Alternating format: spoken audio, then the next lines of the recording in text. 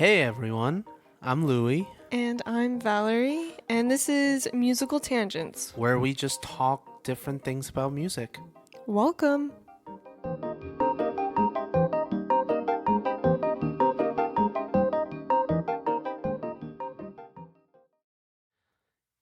Is there a universal experience in music from that perspective? So, for example, if you listen to the Beatles song and I listen to the Beatles song, they've done it and they've already recorded it.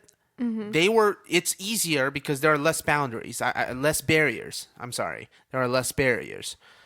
They themselves are the creators and they're the recreators. They're the performer, they're the writers. So I think it's easy for them to say whatever they want to say. But when you listen to their songs, there's a certain ways that you feel from their songs, right? There's a certain reactive emotions that you have from listening to that song or their songs. And I'm going to have my own experience with their songs. Yeah. Well, I mean, not everyone is going to like the same music either. Well, yes. So how I kind of perceive it is like, it's not necessarily specific music. It's just that what music in general can bring someone. I think the experience like everyone can experience maybe like a euphoric sense from music, but it's not all going to be from a specific piece of music. Okay. It could be, it's just kind of whatever clicks with that person. Yeah, so that's what I believe too. And I think it's interesting that so let me ask you this question then. Music is prevalent across cultures. Different cultures have their own music. Do you think there is an artist, or do you think there is a piece of music, not attaching any of the artists necessarily, because artists usually create a body of work. They don't just create one singular work and be done with it. There may be one-hit wonders, but that's a different thing. That doesn't mean that they haven't created other works.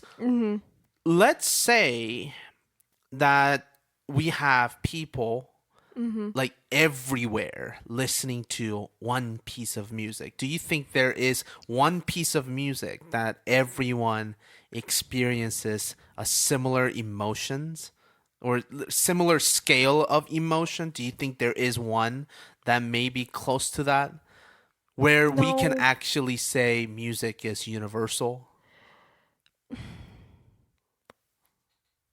Like there is a work of music that could connect everyone. Yeah. Do you think there is one? No, because there's always going to be a hater somewhere. Like there's just always going to be someone that doesn't like it, or someone who's just not into it. I mean, you could maybe say like, I don't know. That's a tough question. I mean, maybe there is something out there. But I think as humans, we all connect with something different. And I think that's like the beauty of it as well. Yeah. And that we all don't like the same thing. There's so much diversity and there's so much music to listen to. Just the thought of like, we will never be able to listen to all of the music out there in a lifetime. It's impossible. I mean, there's more minutes worth of music than, like you'll never actually reach all. It's kind of like, I almost think of it as like outer space. We'll never see all of outer space. We'll never discover everything that's outer space. Who knows? Maybe in like next 500 years maybe. we won't be able to. I'll be gone by then in the next 500 years. But it's kind of like that. Like it's always. I mean, there's always new music. People are always making new music, and there's so much music that we have from history, and I don't know. It's just a vast sea. So you don't think there is one piece of music that everyone likes? No. In theory, I think it's impossible. That is. That's just that's not a plausible thought. No. So like, I mean, there might be. I mean, there's obviously some music that's more popular than others that we see like thousands and thousands of people come together for, but I don't think all. What is it? 100 million? How many No, people 7 are billion. 7 billion Billion. people? There's 7 billion people on Earth. Yeah, no, there's no way that you're gonna get something that you can get 7 billion people to agree on. Like, have you ever tried to get like order pizza with a group of 5 people? You can't even like get people to agree on like what to have for dinner, let alone getting 7 billion people to agree on a piece of music. Yeah, I think it's. Yeah, I think music is also one of those art forms that kind of make people. I don't know how else to say it, but like they have a very firm belief. Mm-hmm. I don't know People, if that makes sense. I don't Like know. It's almost like we find like music that we hold on to, and that's like that's the holy grail. It's our holy grail. Like it's our thing. Or like I don't know, like talking to like some like older dudes that are like super into music, and they like I have a brother-in-law that collects vinyls, and he's like, this is the best music. Like he's like, this is it. This is the best music ever. And it'll be like, I'm just like, no. What? It'll Like be what? like some like 80s hip hop. And I'm like, yeah, that's great. 80s hip hop. You're like 80s or like 90s hip hop. And I'm like, yeah, that's great 80s or 90s hip hop, but that's like You don't really.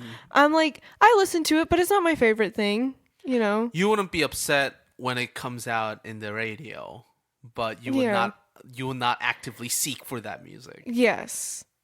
Versus like okay, I so I guess I would describe it as like obsession bands or like obsession artists. Right, like for a little bit I was really into Carole King, right? Mm-hmm. And I'd be like, for a little bit I was like, she's the best musician ever. That's not like she's not the like she's a great musician, but like in that moment I'm like, this is my thing. Right. Okay. You know? So now let me ask you this then. So can we say that there is an artist who's, well, I don't know. It kind of goes back to that competition idea, I think. People like competing other artists even though artists are not competing with one another. Yeah, like or actively. just like there was I don't know if you keep up with like pop culture, but I do you know Lana Del Rey? I actually do know who she is. Okay. Yeah. Perfect. Well, I've heard her like some of her songs. A few years ago, she posted this like thing on Instagram that like created a lot of drama, where she was like predicting the downfall of some artists, and then like who did she name? She named like Doja Cat, Beyonce. Who else was on there? Maybe I don't know if Lizzo was on that list or not, but Lizzo's kind of blowing up in pop culture right now as well. Yes. But she kind of like was listing off like she's like getting a lot of what's the word I'm looking for? People were just kind of talking about how like she romanticizes abuse and substance abuse as well, which is like kind of another conversation that we won't get into. But she's like, how come these artists can sing about this, but I can't sing about what I'm singing about? So I mean, like, we don't have to get into that conversation of like that stuff. Well, but she was just kind of like predicting their this is in quotes, downfall. Yeah. And now like in this past year they've had a lot of like controversy in the media. Interesting. I don't know. It's to me it's like it's hard to say that music is universal nowadays because people have different experiences and we need to define what qualifies to be universal. Like for example, like let me just give you an example. You mentioned about euphoric sense. Mm-hmm. People can experience some sense of euphoria, one form or another, from listening to music. Mm-hmm. I think that's the universal component, right? We cannot say everyone feels that way when they're listening to one artist or one piece of music. Like, I remember, listen, I have no complaints against Taylor Swift. Taylor Swift is a great artist, and I actually one record of hers that really kind of changed my perspective about her artistry was Folklore. Mm-hmm. I kind of liked that a lot. I was like, this is great music. Yeah. I was like listening to her, and see, for me, it's really interesting. She's another case that she writes a tune. Mm-hmm. She writes her own words, and they go together so well. Mm-hmm. Like, I think people kind of undermine that power. That's hard. That's hard to do.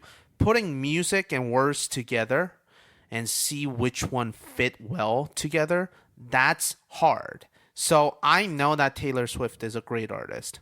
But some people told me that Mm-hmm. Taylor Swift is a better musician than Michael Jackson, or more popular, or on the level of Michael Jackson. And I was like, She's definitely up there in popularity. Her yes, Eras tour is blowing up. I know, but that's kind of where I started thinking, but is she at the level of Michael Jackson? Meaning, let me give people context a little bit, because I was starting to think, okay, maybe, but then I started thinking, wait a minute. But we're comparing artists from different eras. Mm-hmm. One did not have the influence of social media, period. Mm-hmm. Michael Jackson did not have social media. He never had Facebook. He didn't see a light of Facebook when he passed away. Or it was getting big, Mm-hmm. but Michael Jackson couldn't care less because he knew that there were going to be people who was going to come to his concerts. Yeah. Versus, I feel like Taylor Swift utilizes social media a lot more. And I mean, that's an absolute comparison right there. Mm. She definitely has more influence over social media than Michael Jackson ever did, right? Well, I mean, I don't So, think you can make that comparison because it just like simply didn't exist. yeah, And so like that's my I don't know. That's point. like a weird. I don't think you can. I think it's difficult to compare artists who are of completely Different different era. eras. Like you just, the world is different, and they're. I don't know. But that's my I point don't is think you that can make that like comparison. is there but so that's where I think it becomes very interesting. The whole concept of is music universal to people Mm. because like you said, people like different things, and there are always going to be people who hate on certain genres and Mm-hmm. obsess over certain genres. Mm-hmm. That's fair. I don't have any problem with that. But that's one of the reasons why it's like when some people tell me that, well, Beethoven is the greatest composer in classical music genre. So I'm like, okay, maybe arguably so. Yeah. But can we actually compare him to Bach, for example, who lived in I mean, Mm-hmm. there's another example of two artists who lived in two different eras. Yeah. One was definitely more wrapped up in aristocratic societies, Mm-hmm. and Beethoven was probably one of the musicians who kind of saw the downfall of aristocratic Mm-hmm. society. That's why he was like freedom, like ode Yeah. to joy. The whole premise of that is Yeah. like the music for common people, right? Mm-hmm. So that's different. and Yeah. and then we expand to other kind of eras. I don't know, is it fair for people to say, well, music isn't universal because these artists are from different eras? Like, do you think eras really dictate a lot on what people like and what people don't like? I mean, I think there's a level of like influence to it. Like, I don't know, like it's kind of thinking of like being a teenager and like kind of like being peer pressured to like an artist so you have like something to talk about Uh-huh. or things like that. I mean, I don't know. It's a Mhm. difficult question, and Yeah. it's not a question that people usually ask. I'll say that because I really think, like, I don't know. It also depends on the experience, I suppose, because I remember hearing Ode to Joy, the Mhm. Beethoven, which by the way is a subtitle. It's a original title is of course Ninth Symphony, the Mhm. great Ninth Symphony of Yeah. Beethoven. He died after that, but Typical. yes, very typical. After that, all the Yeah. composers just Just couldn't complete any more yeah. symphonies than It's ninth. it's all that they had in them. But I remember hearing that live, Mm-hmm. and I was like, "Oh my gosh, this there is a reason why he's really well known for this particular music Mm-hmm. because everyone was just enjoying the concert, and by the end of it, after the end of that music, everyone just stands up because they just Mm-hmm. can't resist. But not everyone has that experience. Mm-hmm. Period. Not everyone can afford to have that experience. Yeah. Not And everybody likes classical music either. exactly, So, like, exactly. some Some people, people find it too long. yeah, some people would maybe go to that and be bored the entire time. Yeah, And exactly. you can't, like, one thing I find, like, frustrating in some classical communities is, like, they just don't understand or they just can't comprehend. And I'm like, maybe they just don't like it. And that's okay too. Well, Like and I there's this think they're kind of not helping, right? no, Because they're like not. if they are not convincing other people, Mhm. like why this music is good, like people jump to fight mode. Mhm. They're automatically in the combat mode. Yeah. If they That's the part that I don't understand. Like if I say something about a popular artist, like I just don't get it. Mhm. I don't know why so many people like it. Instead of attacking that person, Mhm. or instead of being angry, like angry Mhm. outbursts at that person, explain what made you as an Mhm. individual like that artist or like that piece of music, and what's so special about it. I think that's why some classical musicians are more popular, because they've started explaining to Mhm. people why this music came about, what's so special about it. Like I remember, it's probably the most prominent figure in America who kind of brought classical music to a popular level was probably Bernstein. Leonard Mhm. Bernstein had a TV series like about concerts for young people, and Mhm. like all of these different TV programs. I mean, he brought Mhm. Stravinsky, Glenn Gould, and Mhm. himself together in one TV show program, and I was like, this is unheard of. Like, Mhm. they didn't have that even before his time. That just didn't exist. So he was one of the he was at the forefront Mhm. of promoting classical music. And that brings me to the next kind of question.